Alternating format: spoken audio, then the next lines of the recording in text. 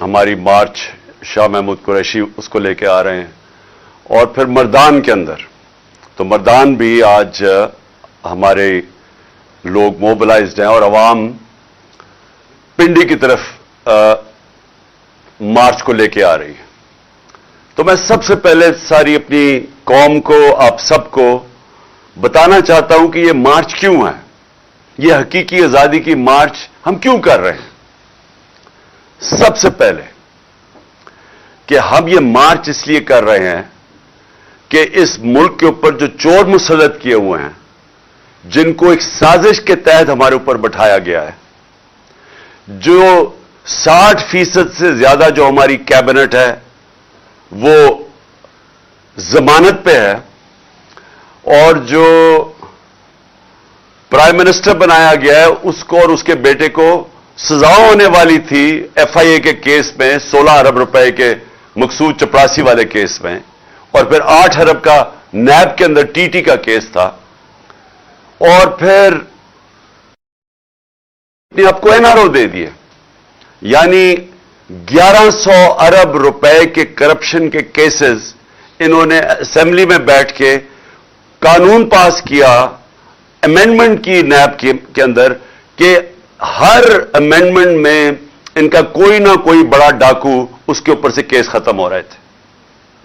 तो सबसे पहले तो यह है कि हम इसलिए जा रहे हैं इस्लामाबाद में, ये हमारा हक है पुरअमन एहतजाज का एक जमहूरियत के अंदर, कि हम एहतजाज करें कि हम भेड़ बकरियां नहीं हैं, हम इंसान हैं, हम अब अमर बिल मरूफ पे खड़े हैं, जो कि अल्लाह का हुक्म है हमें, कि हम ये जब इस तरह के चोर हमारे मुल्क के ऊपर बैठ गए हैं तो हम इसके खिलाफ मुजाहरा कर रहे हैं, मुजाहरे कर रहे हैं और मार्च कर रहे हैं, और सिर्फ एक ये बताने की सारी अवाम को, अपने कौम को हम ये बता रहे हैं कि हम इस तरह के जुल्म और नाइंसाफी को नहीं तस्लीम करते। तो इसके अंदर जो हमारी कोशिश है कि पाकिस्तान में लोगों को समझाएं कि कानून की हुक्मरानी क्या होती है। जब चोर इस ऊपर आके बैठ जाते हैं और अपने आप को NRO दे देते हैं, तो इसका मतलब यह कि यहां कानून की हुक्मरानी नहीं है, यह जनरल का कानून है। और हम ये कहना चाहते हैं कि हमारी जो इंसाफ की तहरीक 26 साल पहले शुरू हुई थी, उसका सबसे बड़ा मकसद यह था कि ना पाकिस्तान में जमहूरियत हकीकी आ सकती है, ना हकीकी आजादी आ सकती है, क्योंकि हकीकी जमहूरियत इंसान को आजाद करती है। वो आ ही नहीं सकती जब तक रूल ऑफ लॉ ना हो, कानून की हुक्मरानी ना हो, इंसाफ ना हो। और फिर खुशहाली नहीं आ सकती पाकिस्तान में, किसी भी दुनिया के मुल्क में, जिस मुल्क के अंदर रूल ऑफ लॉ, इंसाफ ना हो। और सारी दुनिया में मैंने आपको बताया भी था कि जितने भी मुल्क सारे खुशहाल हैं, वो सारे मुल्कों में 90% से ज्यादा रूल ऑफ लॉ है, यानी कानून की हुक्मरानी है। और जो सारे गरीब मुल्क हैं, उनके अंदर 10% से भी कम कानून की हुक्मरानी है। नाइजीरिया जो तेल के जखीरे पर बैठा है, गरीब तरीन मुल्क है, क्योंकि वहां जनरल का कानून है, वहां करप्शन है। जब कानून नहीं होता, जब इंसाफ नहीं होता, तो करप्शन होती है, और करप्शन मुल्क का दिवालिया निकाल देती है। तो इसलिए जो अमीर मुल्क है, वो अमीर है इसलिए कि वहां इंसाफ है और वहां करप्शन नहीं है, बड़े पैमाने पे करप्शन नहीं है। उनके वजीर चोरी नहीं कर सकते, और अगर चोरी करे तो NRO नहीं ले सकते, उनका प्राइम मिनिस्टर नहीं कर सकता। तो जब पैनामा का जो इंकशाफ हुआ था, तो जिधर जिधर बाहर के मगरबी जमहूरियत के अंदर जिन लोगों के नाम आए थे, वो सब या वो जेल में गए थे, या उनको उन्होंने इस्तीफा दिया था, या वो खत्म हो गए थे, कौम ने उनको मुस्तरद कर दिया था। तो हम अमर बिल मारूफ पे चल रहे हैं, इन चोरों के खिलाफ हम कानून की हुक्मरानी डिमांड कर रहे हैं, कि हम ये चाहते हैं कि इस मुल्क में इंसाफ हो, कि ये ना हो कि सिर्फ छोटा चोर जेल में जाए और ये बड़े बड़े डाकू आके आज असेंबलियों में बैठे और अपने केसेस माफ करवाएं। दूसरी वजह, जब से ये आए हैं, इस मुल्क की माशी कत्ल हो चुका है। और ये मैं अब नहीं 6 महीने से कह रहा हूं कि अगर ये चोर ऊपर जो मुसल्लत किए गए हैं, अगर आप समझ रहे हैं कि ये किसी मुल्क को बेहतर चला लेंगे, तो इनका 30 साल से ये मुल्क पे हमारे मुल्क के ऊपर हुकूमत कर रही हैं। दोनों जमातें 30 साल से मुल्क पे हुकूमत कर रही हैं। इनके 30 साल में मैं बार बार अपनी कौम को बताता हूं कि डॉक्टर इशरत हुसैन ने अपनी किताब में लिखा है कि जब से ये दो खानदान आए हैं 90 की दिहाई में, हिंदुस्तान भी हमारे से आगे निकल गया, बांग्लादेश भी हमारे से आगे निकल गया। याद रखें कि 90 से पहले पाकिस्तान माशी तौर पे, हर तौर पे बांग्लादेश से भी आगे था, हिंदुस्तान से भी आगे था। लेकिन इन दो खानदानों के आने के बाद ये अमीर होते गए और कौम मकरूज होती गई। तो हम क्या चाहते हैं? हम चाहते हैं साफ और शफाफ इलेक्शन हो, एक नई गवर्नमेंट आए, ताकि सियासी इस्तेकाम से हमारी माशत में इस्तेकाम आए। पॉलिटिकल स्टेबिलिटी होगी तो माशी तौर पर स्टेबिलिटी होगी। और मैं फिर से आपको यह कह दूं कि कल मैंने आपको कहा था कि पाकिस्तान, जब हम आए थे मार्च में, तो पाकिस्तान का जो रिस्क है, यानी अपने कर्जों की किस्तें वापस करने में जो रिस्क थी या खतरा था, वो 5% था। कल वो 64.5% पे पहुंच गया था। और आज सुबह जो आज आप अखबार पढ़ें तो 75% पे पहुंच गया है। यानी कि आज बाहर की दुनिया समझती है कि अगर वो पाकिस्तान को कर्जा दें तो 75% चांस है कि पाकिस्तान कर्जे वापस नहीं कर सकेगा, डिफॉल्ट कर जाएगा। और ये इतना खतरनाक है क्योंकि जब ये दुनिया ये देखती है तो कोई बाहर की दुनिया पाकिस्तान में सरमायाकारी नहीं करेगी। कोई भी कमर्शियल बैंक्स बैरूनी पाकिस्तान को कर्जे नहीं देंगे। और अंदर भी जब लोगों को यह खतरा हो कि पाकिस्तान डिफॉल्ट पे जाएगा, तो डिफॉल्ट का मतलब फिर मैं आज आप सबको बता दूं, उसका मतलब यह है कि अगर हम अपने कर्जों की किस्तें वापस नहीं करते तो बाहर से सारा डॉलर आने खत्म हो जाएंगे। और डॉलर जब कम हो जाएंगे, और जब वो कम होंगे तो डॉलर की कीमत ऊपर चली जाएगी, रुपया गिर जाएगा। और जब रुपया गिरेगा तो इस मुल्क में एक और तूफान महंगाई का आएगा। तेल, बिजली, पेट्रोल, जितनी चीजें बाहर से मंगवाते हैं वो सब महंगी हो जाएंगी, हर चीज महंगी हो जाएगी। तो एक तो महंगाई आएगी और गुर्बत बढ़ेगी। दूसरा, अगर आज मैं सरमायाकारी करना चाहता हूं तो मैं सोचूंगा कि क्यों मैं अपना पैसा किसी कारखाने में लगाऊं जबकि मैं वो उसी पैसे का डॉलर खरीद लूं, क्योंकि रुपया तो नीचे जा रहा है और डिफॉल्ट की तरफ जा रहा है। इसलिए यह खतरा है।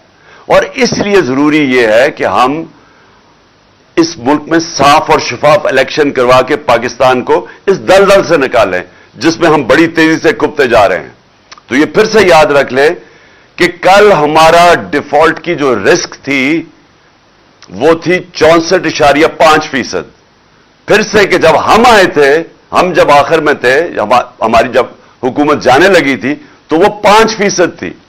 कल 64.5% पे थी और आज 75% पे है।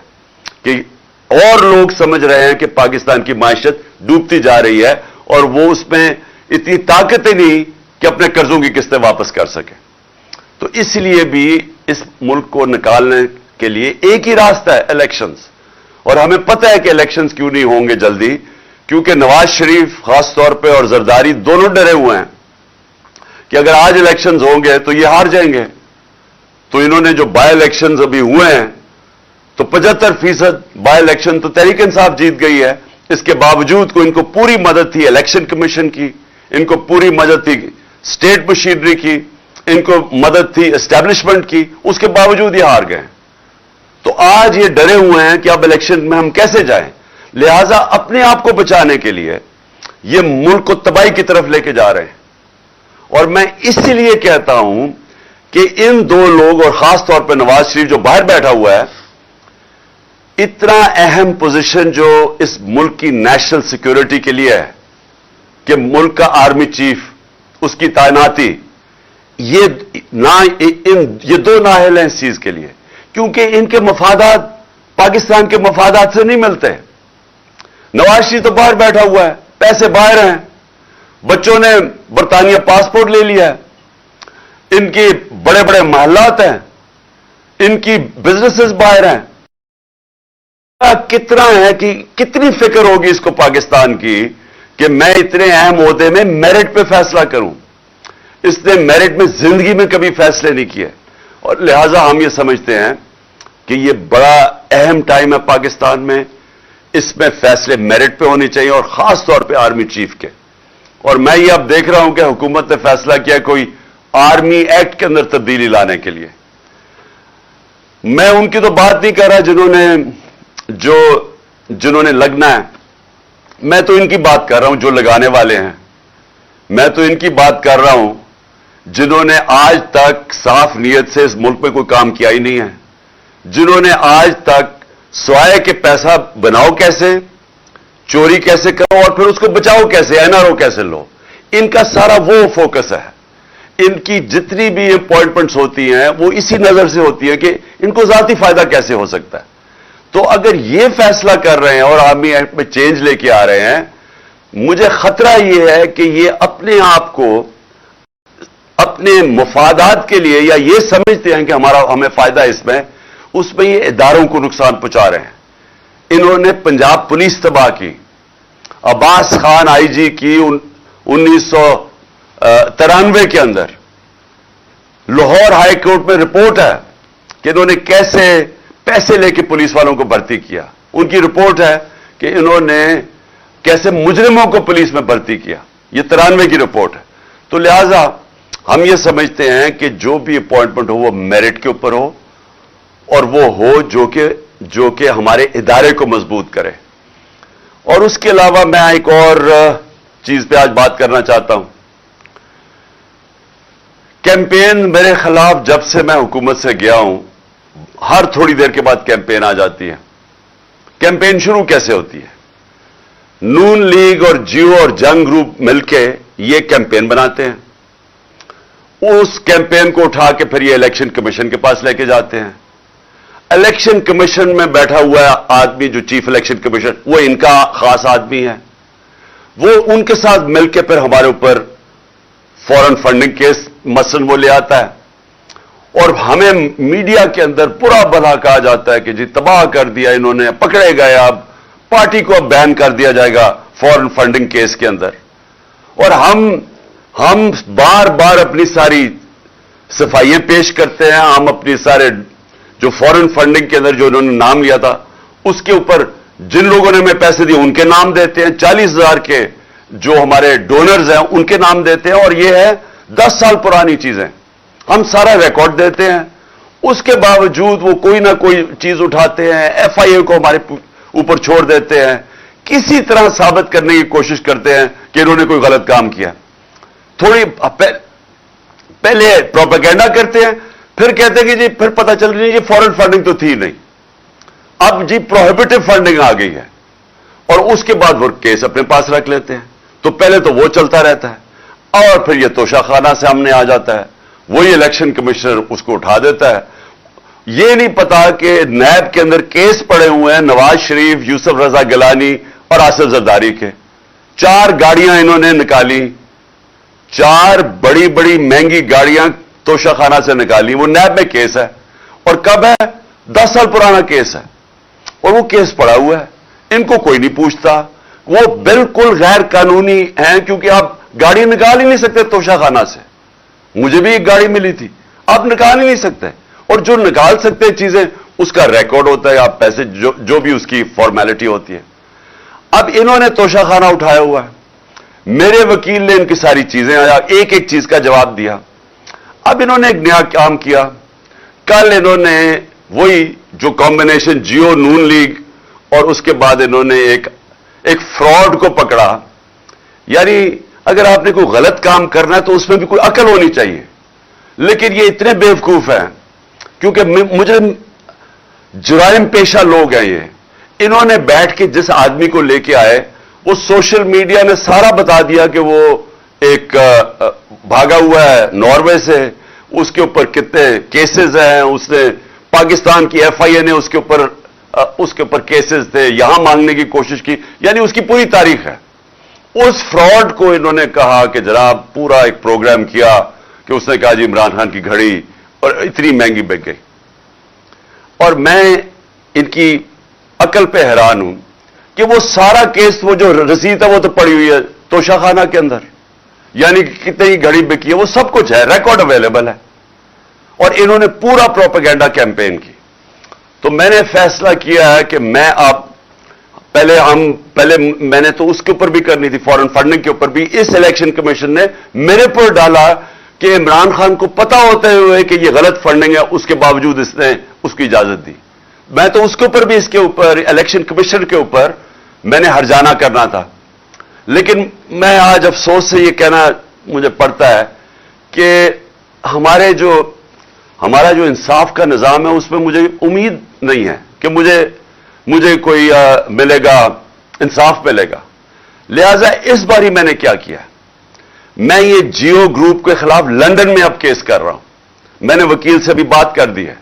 میں اس کے اوپر لندن میں کیس کروں گا، اور وہ اس لیے کروں گا کہ میں وہاں لندن میں ہماری رجسٹرڈ چیریٹیز ہے جس کا میں سربراہ ہوں، نمل یونیورسٹی اور شوکت خانم کی، اور کیونکہ انہوں نے یہ وہاں بھی چلتا ہے تو ادھر میں اب ان کے اوپر کیس کروں گا کہ یہ جو میرے اوپر انہوں نے جو میری کردار کشی کی ہے، اب یہ وہاں جواب دے گے، کیونکہ ہم پیسے اکٹھے کرتے ہیں شوکت خانم کے لیے اور نمل کے لیے. تو لہذا میں لندن میں بھی کیس کروں گا. یہ جو شخص ہے، یہ جو فراڈ ہے، اس کے اوپر میں دبئی میں بھی کیس کروں گا، اور ان کے اوپر، یہ جیو کے اوپر دبئی میں بھی کیس کروں گا اور پاکستان میں بھی کیس کروں گا. اور میں نے فیصلہ کیا ہے کہ اب ہم ان کو اس لیے عدالت میں لے کے جائیں گے کہ ہم ثابت کریں گے کہ ان کا جو طور طریقہ ہے، یہ جو جیو گروپ ہے، یہ اس ملک کے اندر پروپیگنڈا کرتا ہے. یہ جو جیو گروپ ہے، اس کا مقصد اس ملک کے اندر آزادی صحافت نہیں ہے. یہ اس کو اپنے میڈیا گروپ کو استعمال کرتا ہے، یہ ایجنڈاز کے لیے استعمال کرتا ہے. یہ جو انہوں نے آدمی کو پکڑا اور جو دبئی میں یہ جو سارا دبئی سے اور یہ جو پروگرام کیا ہے، اگر یہ دیانتداری سے صحافت کرتے تو ان کو پتا تھا کہ یہ فراڈ آدمی ہے. کبھی ایک آدمی، جس آدمی کی کریڈیبلٹی کوئی نہیں ہے، اس سے تم 10 دفعہ سوچتے ہو کہ اس سے ہی آپ اس کے نام پہ یہ پروگرام کر رہے ہو. تو اگر آپ ایمانداری سے صحافت کرتے، اب کبھی ایسے گواہ کو نہیں لیتے. لیکن انہوں نے اس کو پوری طرح اس پروگرام کو ایسے بنایا اس گواہ کو کہ جیسے واقعی یہ سچ ہے. تو اس لیے اب مجھے کم از کم برطانیہ کی عدالت کو تو مجھے پتا ہے، کیونکہ میں نے وہاں ایک کیس لڑا ہوا ہے، اور مجھے اتنا بھی پتا ہے کہ 2 ہمارے لوگوں کے اوپر جب انگلیاں اٹھائی گئی، اور اس میں سے ایک ہمارا جو وزیر تھا اس نے لندن میں جا کے انصاف لیا. تو میں بھی انشاءاللہ ادھر اب ان کے اوپر کیسز کروں گا، تینوں جگہ کے اوپر. اور میرا جو آخر میں جو میری پھر سے اپنے سپریم کورٹ کے چیف جسٹس صاحب سے بڑی ریسپیکٹفلی، آنریبل چیف جسٹس سے پھر میں اپیل کرتا ہوں کہ 5ویں دن ہو گیا ہمارے سینیٹرز اور ہمارے پارلیمنٹیرینز کوشش کر رہے ہیں کہ کیس ہمیں انصاف ملے. اور انصاف کسے ملے کہ اگر پاکستان کا جو نمبر 1 انویسٹیگیٹو جرنلسٹ ارشد شریف، اس کے لیے ہمیں انصاف چاہیے، کیونکہ جو بھی ہوا پتہ چلانا چاہیے کہ کس نے دھمکیاں دی اور اس کو باہر بھجوایا، کیوں اس کی جان خطرے میں تھی، یہ کون سا اتنا بڑا ملک سے غداری کر رہا تھا کہ اس کی جان خطرے میں اور اس کو ملک سے باہر جانا پڑے. اور پھر کس نے پھر اس کوشش کی دبئی سے ان کو واپس لانے کی، تو اس کو کینیا جانا پڑا. یہ میں چاہتا ہوں کہ ہمارے سپریم کورٹ اس کے اوپر پوری طرح تحقیقات کرے، کیونکہ یہ صرف یہ نہیں کہ ایک پاکستان کا نمبر 1 جرنلسٹ اس کی شہادت ہوئی ہے، یہ سارے باقی صحافیوں کے لیے بھی اگر سپریم کورٹ ان کے ساتھ کھڑا ہوگا تو تب ہی وہ صحافی جو دیانتداری سے کام کرتے ہیں، جو ان کے ضمیر کی کوئی قیمت نہیں ہوتی، وہ تب ہی اس ملک کے اندر صحیح معنی میں اپنے آزادی صحافت ہوگی اور اپنے حق اور سچ کے لیے کھڑے ہوں گے. تو اس لیے میں سب سے پہلے تو یہ، اور پھر سے میں اعظم سواتی کا کہتا ہوں کہ یہ پاکستان کا سینیٹر ہے. ایک ملک کا سینیٹر سے اگر یہ ہوتا ہے جو اعظم سواتی سے ہوا ہے، اور یہی نہیں کہ جو اس کے اوپر تشدد کیا گیا اور ایک ٹویٹ کے اوپر. اور میں یہ دیکھ رہا تھا کہ اسلام آباد ہائی کورٹ میں ایک جج صاحب نے یہ کہا ہے کہ ٹویٹ کے اوپر آپ کسی کو بھی یہ نہیں کہہ سکتے کہ ملک میں کوئی بغاوت کرنے جا رہا ہے. یعنی اس نے بڑا اچھا میں داد دیتا ہوں کہ بڑا اچھا بیان دیا ہے.